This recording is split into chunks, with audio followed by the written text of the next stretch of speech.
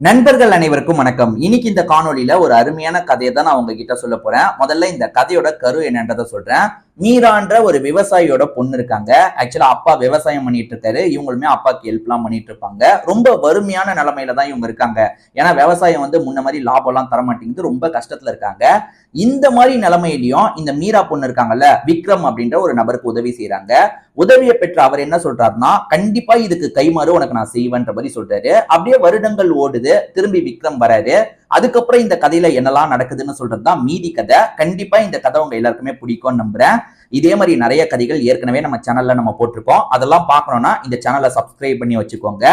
இந்த கதை உங்களுக்கு பிடிச்சிருந்ததுன்னா, இந்த கதை கண்டிப்பா உங்களுக்கு பிடிக்கும். கேட்கறதுக்கு முன்னாடி இந்த வீடியோக்கு ஒரு லைக்க போடுங்க.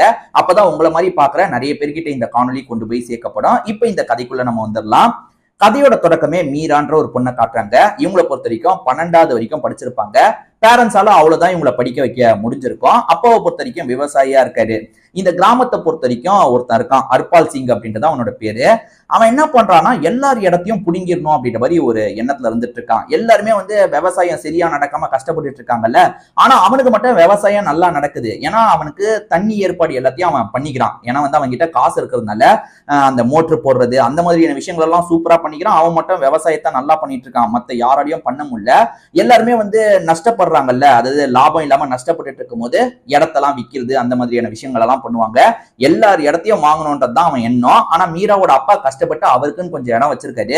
எப்படியாவது விவசாயத்துல நம்ம காசு சம்பாரிச்சிடணும், பொண்ணு ஒரு ஆளாக்கிடணும்ன்ற மாதிரிலாம் நினைச்சிட்டு இருக்காரு. படிக்க வைக்க முடியல, ஆனா ஒரு நல்ல இடத்துல கட்டியாவது கொடுக்கணும் அப்படின்ற மாதிரி யோசிக்கிறாரு. ரொம்ப வறுமையில தான் இவங்க குடும்பம் இருக்காங்க. அப்பா வயல்வெளிக்கு சீக்கிரமா போயிடுவாரு, அம்மாவும் அப்பாவும் போயிடுவாங்க. இவங்க அவங்களுக்கு தேவையானதெல்லாம் செஞ்சு கொண்டு போவாங்க. வறுமையில இருக்கிறதுனால இவங்க வீட்லயும் தேவையான எல்லா பொருளெல்லாம் கிடையாது. எது இருக்குதோ அதை டக்கு டக்குன்னு இவங்க ரெடி பண்ணிப்பாங்க. அந்த மாதிரி இப்ப வீட்டுல மீரான்ற பொண்ணு தேவையான பொருள்லாம் எடுத்து வச்சிட்டு இருக்காங்க. சாப்பிடறதுக்கு கொண்டு போகணுன்ற மாதிரி எடுத்து வச்சிட்டு இருக்காங்க. அப்படி எடுத்து வச்சுட்டு இவங்க கிளம்பிட்டு இருக்காங்கல்ல, அப்படி போற வழியில ஒரு நபர் கீழே விழுந்து கிடக்குறாரு. அதாவது மயக்கத்துல விழுந்த மாதிரி கிடக்குறாரு. அதை பாக்குற மீராவும் இறக்கப்படுறாங்க. ஐயோ என்னாச்சு ஏதாச்சுன்ற மாதிரி பக்கத்துல போய் பார்த்துட்டு இருக்காங்க. அவர் ரொம்ப உடம்பு முடியாம இருக்காரு. இவங்க தண்ணியெல்லாம் கொஞ்சம் தெளிச்சதுக்கு அப்புறம் தான் அவருமே சுய நினைவுக்கு வராரு. என்னாச்சுன்னு கேட்கும் போது அவரோட பேரு விக்ரம்ன்றதா சொல்றாரு. அவரை பொறுத்த வரைக்கும் சொந்தம் பந்தம்னு சொல்லிக்க யாருமே கிடையாது. அதாவது அனாதை மாதிரி தான் அவரோட வாழ்க்கை போயிட்டு இருக்கும். கிடைக்கிற வேலையை செய்வாரு. அதாவது எல்லா இடத்தையும் கூலி வேலை மாதிரி இருக்கும் பாத்தீங்களா, அந்த வேலையை செஞ்சு கொஞ்சம் காசு கிடைக்கும். அது மூலியமா தான் இவரோட வாழ்க்கையை ஓட்டிட்டு இருந்திருப்பாரு.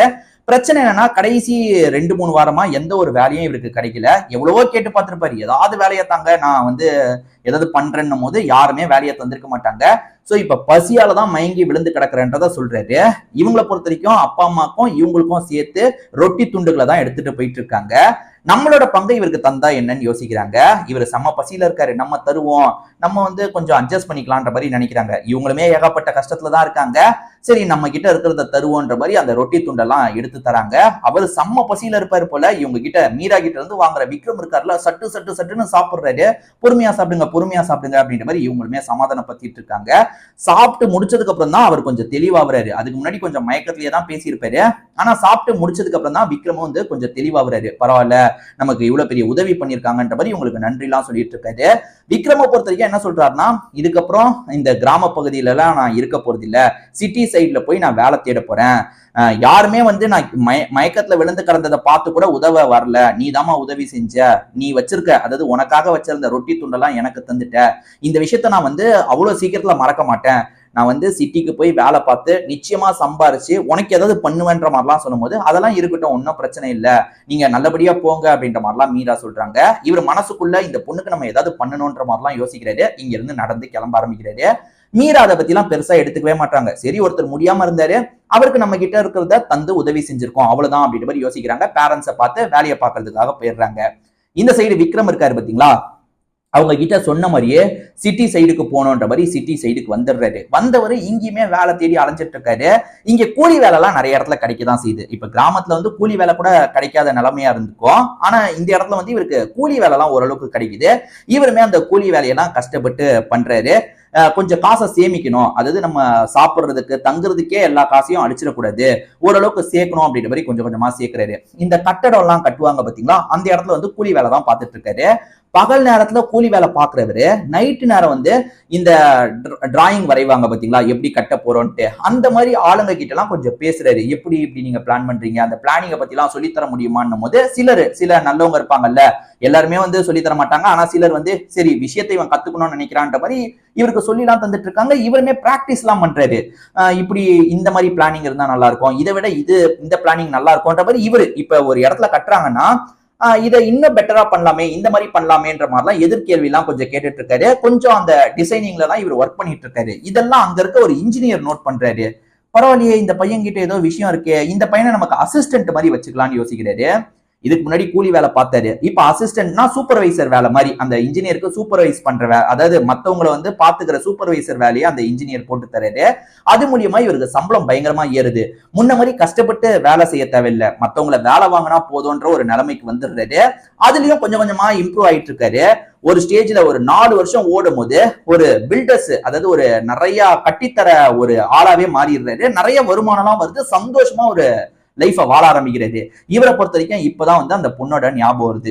அந்த பொண்ணு நமக்கு உதவி செஞ்சாங்க, மீரான்ற ஒரு பொண்ணு நமக்கு உதவி செஞ்சாங்க, அந்த உதவி செய்யலன்னா நம்ம அங்கேயே கூட செத்துருப்போம், நம்மள யாருமே கண்டுக்காம தான் போனாங்க, அந்த பொண்ணும் கண்டுக்காம போயிருந்தா நம்ம செத்துருக்க கூட வாய்ப்பு இருக்கு. சோ இன்னைக்கு நம்ம உயிரோட இருக்கிறதுக்கும் இவ்வளவு சம்பாரிச்சதுக்கும் காரணம் அந்த மீரா. இப்ப நம்ம கிட்ட நிறைய காசு இருக்கு, அந்த பொண்ணுக்கு ஏதாவது விதத்துல நம்ம உதவி செய்யணும் அப்படின்ற மாதிரிலாம் யோசிக்கிறாரு. எப்படி அந்த பொண்ணு அந்த கிராமத்துல தான் இருப்பா, அந்த கிராமத்துக்கு போய் அந்த பொண்ணை கண்டுபிடிக்கணும்ன்ற மாதிரிலாம் யோசிக்கிறாரு. இதே சமயம் மீராவோட குடும்பம் ரொம்ப மோசமான நிலைமைக்கு போயிடுறாங்க. அடுத்த 4 வருஷமும் வந்து விவசாயம் பெருசா லாபத்தை தரமாட்டேங்குது, ரொம்ப மோசமா தான் போயிட்டு இருக்கு. இதை தாண்டி வந்து ஊர் தலைவரா வந்து ஹர்பால் சிங்னு ஒருத்தன் இருக்கிறதா சொன்ன பாத்தீங்களா, அவனை பொறுத்த வரைக்கும் எல்லாரும் இடத்தையும் வாங்கிட்டு இருக்கான். இந்த அப்பா வந்து முடிஞ்ச அளவுக்கு அவங்க கிட்ட போயிடக்கூடாது, கடன் வாங்கக்கூடாதுன்னு நினைச்சிருப்பாரு. ஆனா மீராவோட அப்பாவுக்கு வந்து சுத்தமா விவசாயம் நடக்க மாட்டேங்குதுல, இடத்த வச்சு கடன் மாதிரி வாங்கியிருப்பாரு. இந்த வாட்டி விளைச்சல் வந்துருச்சுன்னா எல்லாத்தையும் சரி பண்ணிடலாம்னு நினைச்சிருப்பாரு. 5 லட்சம் ரூபாய் கிட்ட கடன் ஏற்பட்டது. கொஞ்சம் கொஞ்சமா வந்து 5 லட்சம் ரூபாய் கிட்ட கடன் ஏற்பட்டது. இவருக்குன்னு கொஞ்சம் இடம் இருக்கு பாத்தீங்களா, அதோட மதிப்பு அளவுக்கு இவரை வாங்கிடுறாரு. அதனால அந்த ஹர்பால் சிங் என்ன சொல்றான்னா, அந்த 5 லட்சம் ரூபாயை இந்த நாளுக்குள்ள நீ தரணும், அப்படி தரலன்னா உன் இடம் எனக்கு சொந்தம்ன்ற மாதிரி சொல்றான். ஐயோ, இடம் போயிடக்கூடாது, நம்ம எப்படியாவது வந்து அந்த காசை பெரட்டி தந்துடணும். ஆனா 5 லட்சம் ரூபாயை நம்ம எப்படி பெரட்டுறது அப்படின்ற மாதிரிலாம் இவர் ரொம்ப கஷ்டத்துல இருக்காரு. இந்த மாதிரி சமயத்துலதான் விக்ரம் இருக்காரு பாத்தீங்களா, இந்த கிராமத்துக்கு வந்துடுறாரு. கிராமத்துக்கு வந்தவரு அந்த மீரான்ற பொண்ணை பத்தி விசாரிக்கிறாரு. ஏன்னா பேசும்போது அந்த பொண்ணு மீரான்ற மாதிரிலாம் சொல்லியிருப்பாங்க. மீரான்னு இந்த கிராமத்துல ஒரு பொண்ணு இருக்கா இல்லையா, அவளை பத்தி தெரியுமான்னு பெரியவங்க, ஊர் பெரியவங்க கிட்ட எல்லாம் கேட்டுட்டு இருக்காரு. ஆக்சுவலா இவரு அந்த காலத்திலேயே இந்த கிராமத்தை சேர்ந்தவர் கிடையாது. சுத்து வட்டாரத்துல நிறைய கிராமம் இருக்கும்ல, அந்த கிராமத்துல எல்லாம் கூலி வேலை பார்த்துட்டு இருந்திருப்பாரு. சோ இந்த கிராமத்தை பத்தி பெருசா தெரியல. இங்க இருக்க எல்லார்கிட்டயும் மீராவை பத்தி கேட்கும் போது மீரா இந்த இடத்துலதான் இருக்கான்னு இவர் மீராவை பாக்குறதுக்காக வந்துடுறாரு. அப்பதான் மீராவோட வீட்டுல வந்து அப்பா பேசுறது, அவருக்கு இருக்க கஷ்டத்தெல்லாம் சொல்றது இவருக்கு தெரிய வருது. விக்ரம பொறுத்த வரைக்கும் நான் யாருன்னு தெரியுதான்னு கேட்கும் போது மீராக்கு வந்து சரியா தெரிய மாட்டேங்குது, யார் நீங்க அப்படின்ற மாதிரி யோசிச்சுட்டு இருக்காங்க. இல்ல 4 வருஷத்துக்கு முன்னாடி நான் முடியாம இருந்தேன், அப்ப எனக்கு நீங்க ரொட்டி துண்டை தந்து உதவி செஞ்சீங்க, கண்டிப்பா உங்களுக்கு ஏதாவது நான் திரும்பி செய்வேன்னு சொன்னேன்ல, அதுக்கான நாள் வந்துருச்சுன்னு நினைக்கிறேன்ற மாதிரி சொல்றாரு. ஓ, நீங்க தான் வரா, இப்ப எப்படி இருக்கீங்க, நல்லா இருக்கீங்களா அப்படின்ற மாதிரிலாம் கேட்டுட்டு இருக்காங்க. ஆளே பார்க்க வந்து ரொம்ப பணக்காரர் மாதிரி ஒரு தோரணையில தான் இருக்காரு, நல்லா வளர்ந்துருக்காருன்றது மீராக்கு தெரியுது. இவருமே என்ன சொல்றாருன்னா, உங்களோட கடன் பிரச்சனையை நான் சால்வ் பண்றேன்ற மாதிரி சொல்றாரு. இல்ல அது 5 லட்சம் ரூபாய் உங்களால எப்படி பண்ண முடியும், வேணாம் நீங்க அதெல்லாம் பண்ணாதீங்கன்னும் போது, இல்ல எனக்கு நீங்க பெரிய உதவி செஞ்சிருக்கீங்கன்ற மாதிரி இவர் சொல்றாரு. அப்பாக்கு யாரு என்னன்னு தெரியல, கேட்கும் போது உங்க பொண்ணு இந்த மாதிரி உதவி செஞ்சாங்க, ஏன்னா அன்னைக்கு நான் விழுந்து கிடக்கும் போது நிறைய பேர் கண்டும் காணாம போயிட்டு இருந்தாங்க, ஏதோ குடி போதையில விழுந்திருக்கான்ற மாதிரிலாம் நிறைய பேர் கிராஸ் பண்ணி போனாங்க. உங்க பொண்ணு தான் அக்கறையா தண்ணி ஊத்தி எழுப்பி அவங்க வச்சிருந்த ரொட்டி துண்டெல்லாம் எனக்கு தந்து உதவி செஞ்சாங்க. அவங்க மட்டும் இல்லைன்னா என்ன ஆயிருக்கும்னே தெரியல. அப்படிப்பட்டவங்களுக்கு நான் ஏதாவது பதிலுக்கு கைமாறு செய்யணும்னு நினைக்கிறேன். என்கிட்ட இப்ப நிறைய காசு இருக்கு, இந்த கடன் எனக்கு ஒரு பெரிய பிரச்சனை இல்ல, நான் இதை உங்களுக்காக அடைக்கிறேன்ற மாதிரிலாம் சொல்றாரு. அப்பாவாலையும் மீராவாலையும் இதை நம்பவே முடியல. ஆனா இவர் என்ன பண்றாருன்னா, அந்த ஹர்பால் சிங் கிட்ட வர்றாரு, அவன் கிட்ட காசை தந்து அந்த பத்திரத்தை எல்லாம் தான்ற மாதிரி கேட்கிறாரு. அவனை பொறுத்த வரைக்கும், ஐயோ என்ன பத்திரம், எல்லார் பத்திரத்தையும் புடுங்கணும், எல்லாமே நம்ம இடமா இருக்கணும்னு நினைக்கிறவன் அவன், என்ன இவன் பத்திரத்தை திரும்பி வாங்கிட்டானே அப்படின்ற மாதிரி ஹர்பால் சிங்க்கு பயங்கரமா கோவம் வருது. சரி இவன் மிஸ் ஆயிட்டான், மத்தவங்களோட இதைதான் புடுங்கி வச்சிருக்கோம்ல, பாத்துக்கலாம் அப்படின்ற மாதிரிலாம் ஹர்பால் சிங் யோசிக்கிறான். இப்ப இவர் என்ன பண்றாருன்னா, இங்க இருக்க எல்லாருக்குமே ஒரு வாழ்வாதாரத்தை ஏற்படுத்தி தரணும். ஏன்னா இங்க இருக்க எல்லாருமே ரொம்ப மோசமான நிலைமையில இருக்காங்க. ஹர்பால் சிங்குக்கு எல்லா வசதியும் இருக்கு, அது மூலியமா எல்லாத்தையும் பண்ணிக்கிறான். ஆனா இங்க இருக்க மத்த மக்கள் பாதிக்கப்படுறாங்க, அவங்களுக்கு நம்ம ஏதாவது பண்ணணும்ன்ற மாதிரி யோசிக்கிறாரு. உதாரணத்துக்கு இங்க நிறைய பேர் கொஞ்சம் கொஞ்சம் இடம் வச்சிருக்காங்கல்ல, அப்படி கொஞ்சம் கொஞ்சம் இடமா வச்சிருக்கிறதுனால அவங்களுக்கான தண்ணி விஷயத்த அவங்க தனித்தனியா பண்ணிக்க முடியல. இவர் என்ன பண்றாருன்னா எல்லாருக்குமே சேர்த்து நம்ம அந்த உதவியை பண்ணணும். ஏன்னா கவர்மெண்ட் பெரிய லெவல்ல பண்ணோம், நம்ம சின்ன லெவல்ல இந்த விஷயத்தெல்லாம் பண்ணலாம். ஏன்னா கவர்மெண்ட் இன்னும் இந்த கிராமத்துல எல்லாம் பண்ணாம இருக்காங்கல்ல, நம்ம அந்த உதவியை பண்ணலான்ற மாதிரி அதுக்கான விஷயத்தெல்லாம் பண்ணிட்டு இருக்காரு.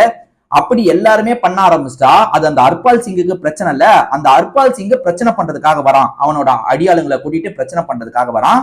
ஆனா இவரை பொறுத்த வரைக்கும் மக்கள் பலத்தை சேர்த்து வச்சிருக்காருல, மக்கள் எல்லாருமே இப்ப விக்ரம்க்கு சப்போர்ட்டிவா வந்துடுறாங்க.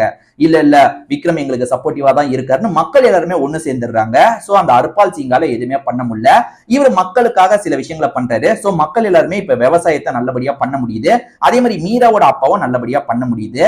இப்ப மீராவோட பிரச்சனை எல்லாத்தையும் சால்வ் பண்ணி வச்சார்ல, மீராவும் நன்றி எல்லாம் சொல்றாங்க. நீங்க நன்றி எல்லாம் சொல்லாதீங்க, நீங்க பண்ண விஷயத்துக்கு தான் நான் பதிலுக்கு பண்ணேன். இப்பதான் என்னோட மனசுக்கு ரொம்ப நிறைவா இருக்கு. நான் இவ்வளவு சம்பாரிச்சதுக்கு அப்புறமும் ஏதோ உறுத்திக்கிட்டே இருந்தது, இப்பதான் அந்த நிறைவு எனக்கு கிடைச்சிருக்கு, நான் கிளம்புறேன் அப்படின்ற மாதிரி இவங்களுக்கு எல்லாம் நன்றி சொல்லிட்டு இங்க இருந்து கிளம்புறாரு.